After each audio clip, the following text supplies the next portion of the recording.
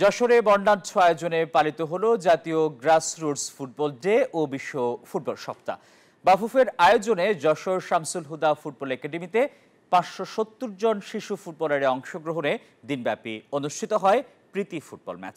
এই বিশেষ দিনের উদ্বোধন করেন বাফুফের সভাপতি ও বাংলাদেশে নিযুক্ত আর্জেন্টিনার রাষ্ট্রদূত। যশোর থেকে বুলবুল শহীদ খান হিমেলের তথ্য এবং ছবিতে desk report. Grassroots football day বা তৃণমূলের ফুটবল দিবসটি এবার প্রত্যন্ত অঞ্চলের ক্ষুদে ফুটবলারদের নিয়ে পালন করল বাফুফে। যশোরের হামিদপুরে শামসুল হুদা ফুটবল একাডেমিতে আয়োজনের উদ্বোধন করেন বাংলাদেশে নিযুক্ত আর্জেন্টিনার রাষ্ট্রদূত মার্সেলো কার্লোস সেসা। সভাপতিত্ব করেন বাফুফের সভাপতি তাবিথ আউয়াল। আর্জেন্টিনার অ্যাম্বাসেডর মহোদয় আজকে এরকম একটা গ্রাম্য পরিবেশে এসেছে বাংলাদেশের প্রান্তিক লেভেলের প্লেয়ারদেরকে দেখার জন্য এবং হোপফুলি দু একটা ট্যালেন্টকে চুজ করার জন্য।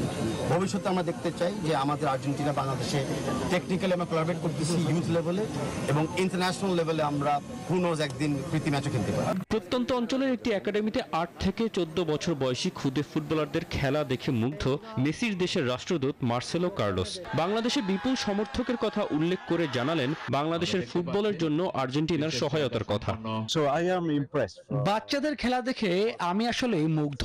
এমন উদ্যোগ সবাইকে ফুটবলার হওয়ার সমান সুযোগ করে দিবে। আশা করি বাংলাদেশ ফুটবল কাঙ্ক্ষিত সফলতা পাবে।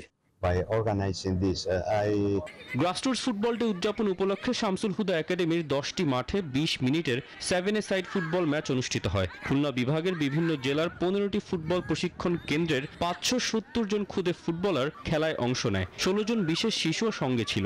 Scouting footballers from the children from all walks of life. I think this is the way, one of the ways by which Bangladesh football can move forward.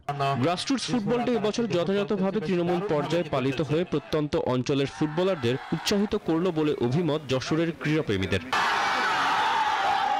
Desk report, news 24।